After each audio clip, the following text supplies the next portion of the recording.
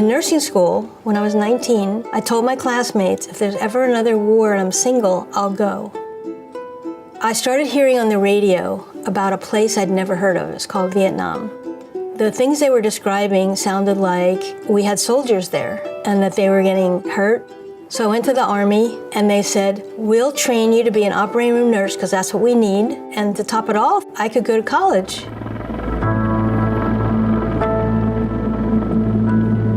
When I landed in Vietnam, it started immediately. We were beside the Hobo Woods where all the fighting was happening in 1967, the worst place you could ever be. I played my ukulele a lot. Playing music was completely different from everything about the war. It was like I did it for my sanity. I worked 16 to 20 hours a day. There were constantly helicopters coming and bringing casualties, mass casualties, pretty much all the time. There were times when I actually had to do surgery standing up, handing instruments while the mortars were coming in. We really had no protection, and that was when I learned how strong I was. Because I had to just focus and do my job. It was just ordinary things, but it was not ordinary to me anymore. I had lived this intense experience for a full year, and now I'm back home, but it doesn't seem like home. I didn't feel like I belonged. I didn't know what to do with myself. So then I knew I'm not the same and nothing's the same.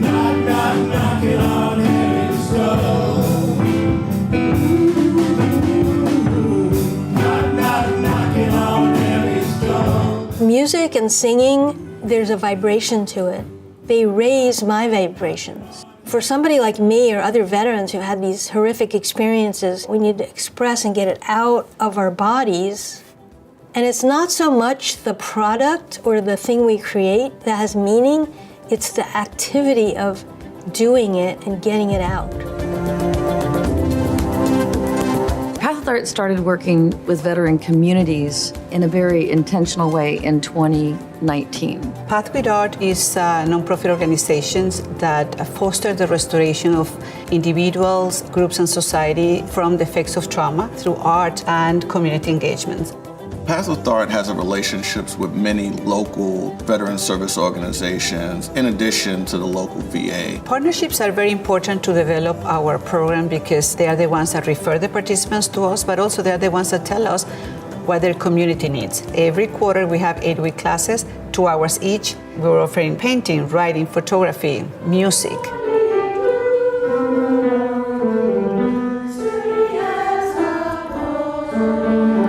The Veterans Choir always captures me. If you could synthesize camaraderie and brotherhood, sisterhood, that is it.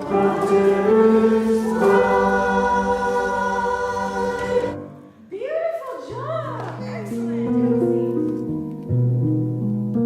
My first duty station was Okinawa, Japan. I went out one night with other female Marines, and that night I was drugged and raped and then left on the side of the road in Okinawa. I lived with some of the most severe PTSD, not even knowing that that's what it was. I then had children, I got married, I tried to have a normal job, and not knowing that you have something like that is very difficult to then try to feel normal.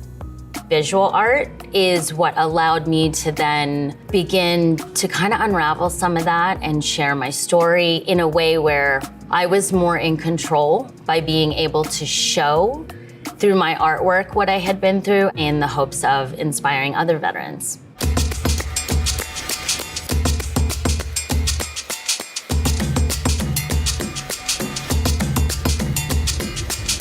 This mask collection, it was a way to give a face to invisible wounds, but also share the story of the recovery. My ability to maintain my own self-care, to continue surfing, to continue therapy, to continue saying, yes, I have challenges and barriers. It allows me to then stand in front of other veterans and be me and not feel like I have to put on a show that everything's fine. Some days things aren't, and that's okay. Today is about telling your story, whatever that means to you, whatever that looks like for you.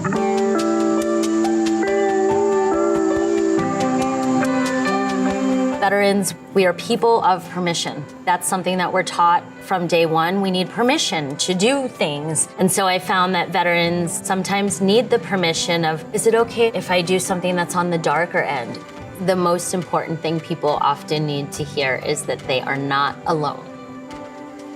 There is a lot of research happening right now on the impact of art on health and well-being. Our theory of change says art provides you with a sense of agency. This is especially important for people who may not feel like they've had much agency over their lives. Everybody says, what does it take to be a soldier? We're willing to put our life on the line in defense of our country. That willingness is the true mark of a soldier because we always want to be of service. That's the greatest way for veterans to find the healing that they're looking for. And for me, my way of giving back is through storytelling that people can relate to and can find their own healing in.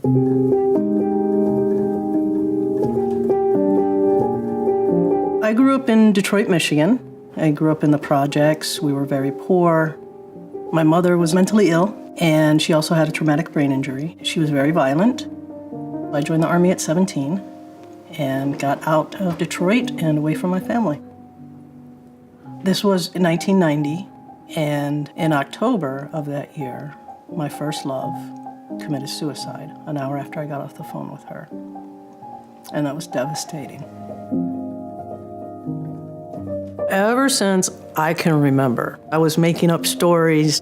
When I discovered writing, that was my thing. I was like, oh my gosh, I love this. I'm good at it. And to be able to write, you need to be able to feel. And that's the last thing I wanted to do. Almost 30 years without writing, up until I became involved with Path with Art. I took this spoken word poetry class. Path with Art had the Art for All ball, and I was able to do my spoken word poem for that event. And it really showed me the power of my writing and how it could affect people. And it was then that I started calling myself a writer. Organizations like Path with Art are very valuable and needed in every community. We don't seem to encourage adults to play and do art. I feel like this should be like mandatory. When a soldier gets out of the military, they should automatically be given an art class. There's already so many difficulties becoming a civilian that having art and having that way to express yourself, I think would really help a lot of veterans make the transition a little bit more smoothly. Many people say, I'm not an artist. But if you give them the space, the tools, something happens. They become exploring and expressing everything that they can sometimes express in words because of the trauma. We give veterans new titles. I call them artists. Every email they get from me, good afternoon, artist. Good morning, artist. I had an opportunity to paint in this art studio, and so I could do big arm movements. I wasn't trying to create anything. I just wanted to express. It gave me a way to put that out, to put the feelings out. It was the feelings that had to get out. Everyone should be making some kind of art in their lives and appreciating someone else's. It kind of gives you this pathway for possibility. And that reframes your narrative of who you are.